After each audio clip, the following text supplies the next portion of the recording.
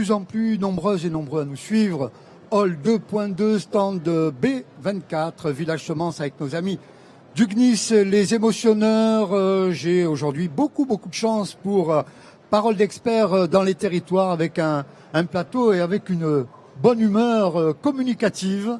Madame, messieurs, merci d'avoir répondu à notre invitation autour de la biodiversité et l'environnement. Quelle solution pour nos territoires? Honneur aux dames, Alexandra Dublanche, vice-présidente de la région Île-de-France, chargée du développement économique, de l'attractivité, de l'agriculture et de la ruralité. Merci madame. Jacques Gauthier, je ne vous présente plus. Jacques, ancien sénateur, maire et président d'établissement public d'aménagement de la défense de l'EHPAD et aujourd'hui président, encore quelque temps, président du SICTOM, l'agence métropolitaine des déchets ménagers en Île-de-France. À vos côtés, David Barthes, qu'on ne présente plus aussi sur ce plateau. Vous êtes, je ne vais pas dire un vieil habitué, mais un habitué qui est directeur général de la Chambre d'agriculture de Saône-et-Loire. Et enfin, Alain Marty, directeur développement durable d'Enedis.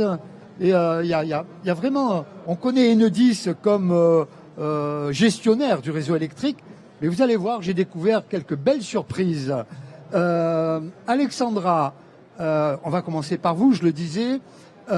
Stratégie, j'ai vu ça, stratégie 2020-2030 pour la biodiversité en Île-de-France, défendre et reconquérir celle-ci avec notamment un pacte agricole. Alors, parlez-nous de ce pacte agricole. Alors, contrairement aux caricatures, la région Île-de-France est une grande région agricole, puisqu'elle a 75% agricole, forestière et rurale. Et quand on est arrivé à la tête de la région avec Valérie Pécresse, on a voulu effectivement créer ce pacte avec nos agriculteurs pour les aider à faire face à tous les enjeux qui sont de plus en plus nombreux. Ce sont aussi des enjeux environnementaux et de respect de la biodiversité. Donc, on a fait un pacte. On y a mis aussi les moyens, parce que les discours politiques, c'est bien, mais c'est encore mieux quand il y a des moyens. On met 150 millions d'euros sur 5 ans, 30 millions d'euros par an. C'est à peu près 3 fois plus que ce que mettaient nos prédécesseurs sur l'agriculture. Et ensuite, on le décline en actions phares. Un des premiers axes, qui est lié aussi à l'objet de cette table ronde, c'est la lutte contre la consommation des terres agricoles. On est aujourd'hui à peu près 500 hectares par an. C'est en baisse, mais c'est encore beaucoup.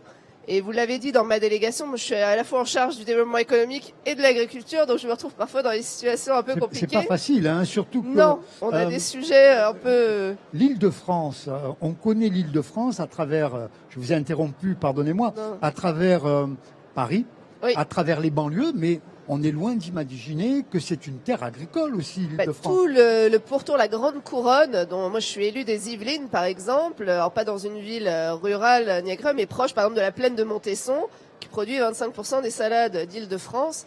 Et donc on a ces poumons verts, on a aussi des parcs naturels régionaux. Et donc on travaille évidemment, on a à peu près 5000 exploitations agricoles sur l'Île-de-France. Et c'est les aider, financièrement notamment, mais pas seulement, à faire face à un certain nombre d'enjeux. Par exemple, on s'est fixé comme objectif d'être la première région zéro artificialisation nette d'ici quelques années, ce qui est particulièrement difficile en Île-de-France, où on a plus que partout ailleurs une pression foncière énorme. Et donc, mais on veut s'y atteler. Ça passe par exemple par travailler sur les friches. On a beaucoup de friches industrielles dans cette région. Donc on a un plan friche pour essayer de mettre l'activité économique dans ces friches inutilisées pour libérer et préserver les bonnes terres agricoles. Donc ce sont des sujets comme ceux-ci sur lesquels nous travaillons avec Valérie Pécresse. Avec un lien avec la Chambre d'agriculture, hein? Au quotidien, on a bâti ce pacte agricole. Il est si important ce pacte parce qu'il a été fait avec les professionnels. On ne l'a pas fait dans notre coin. On les a consultés, on l'a élaboré selon les axes et vraiment pour élaborer des mesures qui soient adaptées à leurs besoins, sinon ça ne sert à rien. Bien évidemment. Et donc on travaille, on adapte aussi les mesures quand on fait face à des mesures comme les ZNT, les zones de non-traitement. On s'adapte et on voit comment les accompagner du plus près possible à vraiment à survivre et aussi à prospérer. Alors, Chambre d'agriculture de Saône-et-Loire à nos côtés avec son directeur général David Barthes. Vous avez, je crois, 70 conseillers. On parlait d'accompagnement. Vous accompagnez les agriculteurs au quotidien? Comment ça se passe? Alors on fait du conseil technique et économique auprès des agriculteurs du département pour les accompagner. Alors vous l'avez évoqué, madame, sur la question de la biodiversité, sur l'évolution du modèle économique des exploitations, sur la diversification aussi. On voit de plus en plus d'agriculteurs qui souhaitent diversifier une partie de leur production.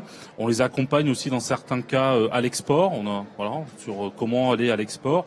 Et puis on travaille beaucoup depuis un an sur les questions de l'humain, avec notamment la mise en place d'un observatoire sur la santé des agriculteurs, ce qui est une première en France. Et on travaille avec l'Université de Montpellier, avec le professeur Olivier Torres, sur ces sujets-là. Et puis on a mis en place, comme quoi la ruralité rencontre Paris, avec la CECI de Paris et son président Dominique Restineau, un dispositif de mentorat agricole où nous faisons accompagner des agriculteurs par des chefs d'entreprise non agricoles pour qu'ils travaillent justement sur la posture de dirigeant et le questionnement, parce que l'agriculteur est un chef d'entreprise. Mais il est parfois isolé, puis c'est comme tous les chefs d'entreprise, c'est-à-dire qu'on n'a pas forcément envie de partager ses problèmes avec ses conjoints, avec son conjoint, avec sa famille, avec ses associés. Et le mentor est là pour accompagner l'agriculteur pas forcément dans la prise de décision, mais dans l'évolution de ses pratiques managériales. Jacques Gauthier, je le disais, sénateur maire, vous avez été maire de Garches pendant combien d'années? 30 ans. 30 ans. 30 Il y a ans. prescription. Voilà, la prescription. Quel regard vous portez? Après, on va venir, bien entendu, sur le sitcom, quel regard vous portez sur l'agriculture dans notre région face à Madame la vice-présidente?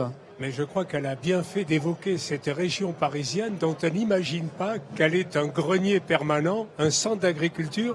C'est vrai que moi, je m'occupe plus de la métropole, c'est-à-dire que la partie la plus urbanisée, mais que c'est les 4 départements de la Grande Couronne qui apportent cette dimension agricole essentielle et en même temps avec des boucles courtes et la proximité.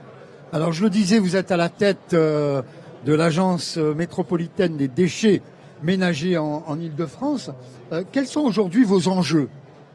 Les enjeux, c'est ceux de... Quand on parle de biodiversité, on parle aussi de déchets, de recyclage. On va en parler avec nos amis d'Enedis. Quels sont vos enjeux aujourd'hui? C'est les enjeux en fait de tous les Français face au développement durable. La chance que nous avons, c'est qu'il y a plus de 35 ans, 85 communes, dont Paris, ont compris que traiter les déchets, ça nécessitait de se regrouper. Et c'est ainsi qu'a été créé le SICTOM. Et donc nous travaillons à valoriser, trier, éliminer, en faisant en même temps de la vapeur d'eau, donc avoir une dimension durable. Pour 6 millions d'habitants, nous sommes le premier syndicat public de France et d'Europe. Les enjeux, c'est arriver à avoir moins de déchets, à mieux trier ce que nous avons et à éliminer sans enfouir, parce qu'autrement on dégage des gaz à effet de serre, les déchets que nous avons, et nous fournissons l'équivalent d'un chauffage de 300 000 logements parisiens et de tous les hôpitaux de la PHP. Donc nous avons une dimension pour éviter des énergies fossiles sur des chaudières de substitution. Ça, c'est la première mission qui est la nôtre.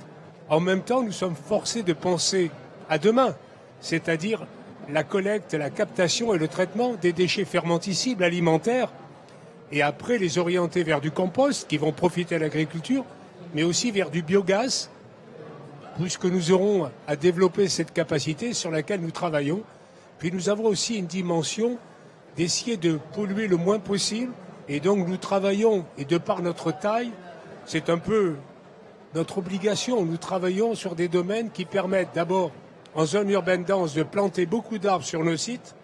Sur Saint-Ouen, nous sommes en train de rénover une usine, nous plantons 600 arbres entre 3 et 7 mètres pour capter le CO2. Nous essayons d'avoir des bilans carbone positifs, et en même temps, nous travaillons aussi sur essayer de capter et valoriser le carbone des fumées issues de l'incinération à travers des algues que nous sélectionnons. Et nous avons un premier pilote à Almeria, en Espagne, parce que nous avons cette dimension européenne qui nous permet de peser, d'innover. Donc c'est le défi que tous les Français doivent relever ensemble, qu'on soit dans l'agriculture ou qu'on soit citadin. On va parler aussi des mentalités aussi. On va passer un petit jingle très rapide et puis on se retrouve tout de suite. Ne bougez pas.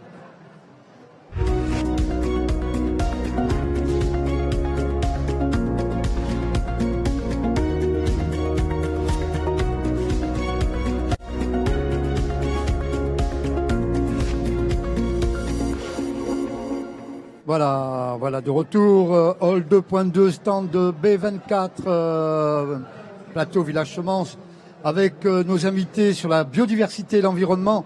Quelle solution pour nos territoires? Jacques Gauthier nous parlait, est-ce qu'il ne faut pas changer aussi les mentalités quand on parle aussi de responsabilisation par rapport aux déchets? Et là, je me tourne vers Alain Marty, directeur développement durable d'Enedis. Alors, on connaît Enedis surtout dans la gestion du réseau électrique. Tout à fait. Qui ne connaît pas. Par contre, on connaît moins, pour ma part en tout cas, votre collaboration avec la Ligue pour la protection des oiseaux afin de protéger l'avifaune et la biodiversité. Tout à fait. Alors ce qu'il faut savoir, c'est que nous avons 1 400 000 kilomètres de lignes souterraines et aériennes pour alimenter l'ensemble de nos clients. Ça fait quand même plus de 4 fois la distance Terre-Lune. Et sur ces 1 400 000 kilomètres, nous avons encore 300 000 kilomètres de lignes moyenne tension aériennes. Et on s'est aperçu au fil du temps que ces lignes aériennes pouvaient constituer un obstacle lors des grandes migrations d'oiseaux, notamment donc des grands oiseaux. Et donc cela fait déjà plusieurs années que nous collaborons avec la Ligue de protection pour les oiseaux, la LPO, mais aussi France Nature Environnement, donc les deux grandes associations naturalistes dans ce domaine-là, pour trouver des solutions et éviter que les grands oiseaux s'électrocutent ou s'assomment, parce que parfois ils s'assomment aussi, lorsqu'ils rencontrent nos lignes.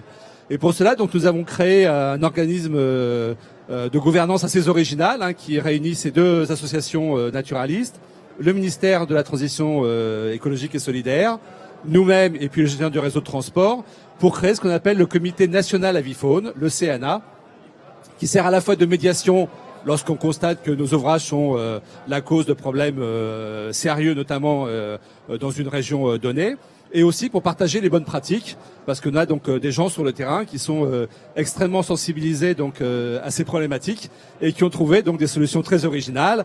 Vous en avez peut-être déjà vu, ça peut être des spirales que l'on enroule contre nos lignes, ça peut être des espèces de petites balises qui tournicotent dans des couleurs rouges et oranges qui permettent de mieux signaler les lignes pour les oiseaux et finalement donc de diminuer leur mortalité. Alors les bonnes pratiques, il y a aussi le recyclage des compteurs, c'est ça ? Tout à fait. Je vous ai dit, il n'y a que de bonnes surprises.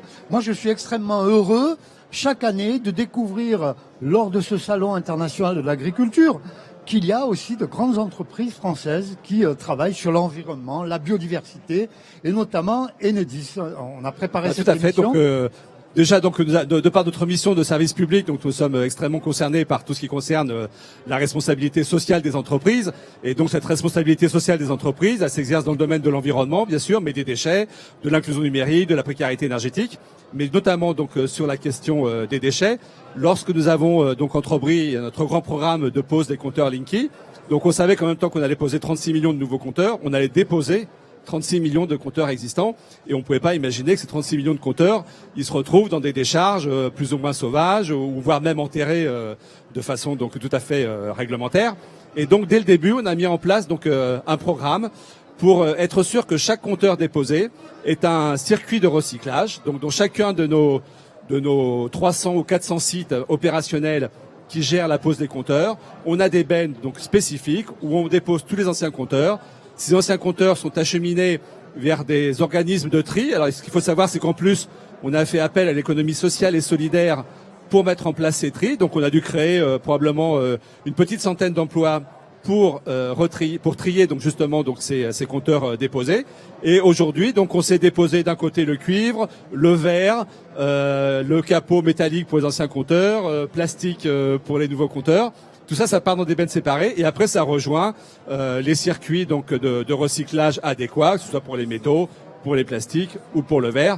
Et aujourd'hui, donc, on peut garantir que plus de 90% de nos compteurs déposés sont retraités et finalement donc alimentent la filière française en matériaux plastiques ou ferreux, ce qui est d'abord une économie et en plus préserve les ressources de la planète. Alors, du recyclage au bio, la transition n'est pas facile, mais on va la faire quand même avec vous, Alexandra. Alexandra, une politique en faveur de l'agriculture bio. Alors j'ai envie de dire, aujourd'hui, tout le monde il est beau, tout le monde il est bio. On parle beaucoup de bio.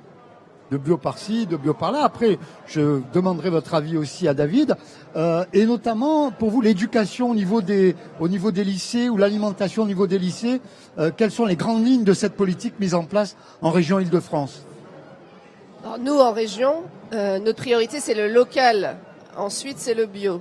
C'est vraiment ramener de la valeur ajoutée dans les exploitations de nos agriculteurs. Donc on crée des filières, on a créé une marque produit en Île-de-France. Peut-être que l'Île-de-France a moins cette identité que d'autres régions. Donc on essaye de développer des filières, les agneaux d'Île-de-France, les bovins d'Île-de-France, la baguette des Franciliens à déguster sur le stand d'Île-de-France.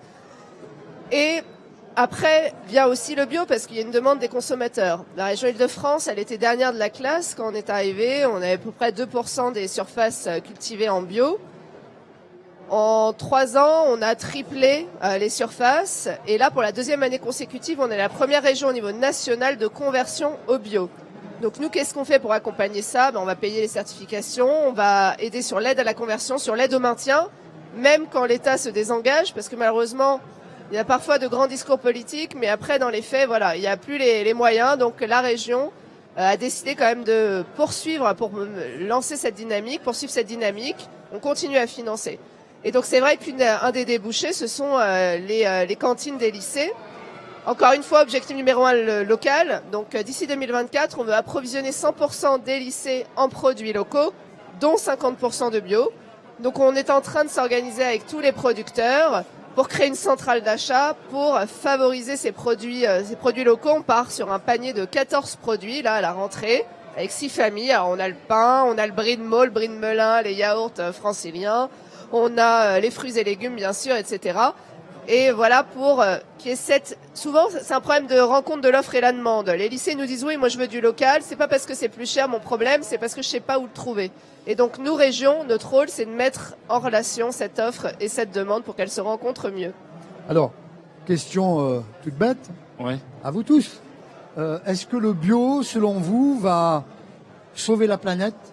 Est-ce que le bio, selon vous, va sauver le monde agricole? Pas facile, Nous avons combien de temps pour traiter rapide, parce que Non, mais regardez, je le temps rejoins tourne. les propos de madame. C'est-à-dire que Oui, je crois que l'approche que vous avez, qui est de dire d'abord du local, et si c'est du local bio, c'est bien. Parce que je crois que derrière le débat de l'alimentation de proximité, il y a le sujet de l'impact carbone, et l'impact carbone du transport des matières agricoles. Et c'est vrai que de se dire on va renforcer le local, l'alimentation des cantines, des EHPAD, enfin des établissements publics divers et variés, avec des productions locales, et une partie de ces productions sera bio parce que ce sont des attentes des consommateurs, hein, c'est ce que vous avez dit. Je trouve que c'est une démarche qui est très intéressante. Et nous, en Saône-et-Loire, avec le département, le conseil départemental, donc nous avons mis en place une plateforme qui s'appelle AgriLocal, dont l'objectif est de rapprocher l'offre et la demande. Mais ça demande du travail aussi, hein, c'est ce que nous faisons dans les chambres d'agriculture, d'accompagner les agriculteurs pour être en capacité de répondre aux demandes des acheteurs publics, hein, qui eux achètent en volume, veulent des garanties aussi sur le fait d'avoir toute l'année un certain nombre de produits pour pouvoir nourrir les enfants. Enfin, voilà. Mais je crois que ce que vous avez dit au début, du local et du bio, je trouve que c'est une démarche qui est très pertinente. Ouais. Vous nous disiez en préparant cette émission, David, vous vouliez parler d'un projet, je crois, au sujet de nouvelles technologies qui vont être mises en place grâce à la Chambre d'agriculture de Saône-et-Loire. Oui, alors très rapidement. On va en terminer là, rapidement, s'il vous plaît. Ça fait le lien avec les zones de non-traitement, c'est-à-dire qu'on va à la fin de l'année 2020 inaugurer un lieu qui s'appelle le Vitilab, qui va être dédié à la viticulture et au numérique, et lieu sur lequel on va travailler effectivement avec tout ce qui est drones et robots, notamment pour essayer d'accompagner la viticulture dans la transformation qui est devant elle, hein, dans la réduction des produits phytopharmaceutiques. Jacques, une question toute bête. Il va peut-être m'en vouloir. À quand, elle est pour vous aussi, à quand, et pour vous aussi peut-être, et pour vous aussi, à quand le zéro déchet enfoui à Paris?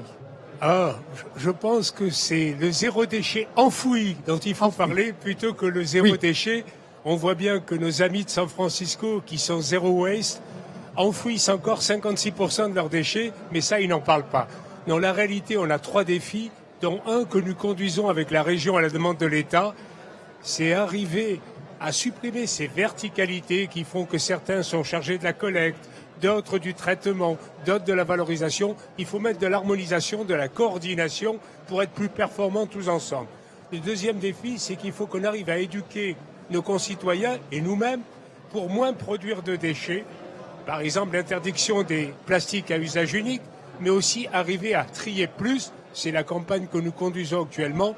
Tout doit être mis dans les centres de tri aujourd'hui. Même vos pots de yaourt avec encore usagés, vous les mettez dans le tri. C'est nous qui trions, c'est pas vous. Et enfin, nous avons un problème, c'est intégrer les déchets alimentaires que nous allons avoir gérés. Nous commençons à le faire. Et là, c'est du compost et c'est du biogaz. Merci Jacques, merci madame, merci messieurs. Demain, j'aurai le plaisir, même heure, même endroit, de recevoir Philippe Boucher, le directeur des collectivités territoriales d'Atos, France, et Jean-Michel Miss, le député de la Loire. Nous allons parler d'innovation dans le secteur agricole. Tout de suite après, là, ils sont pressés.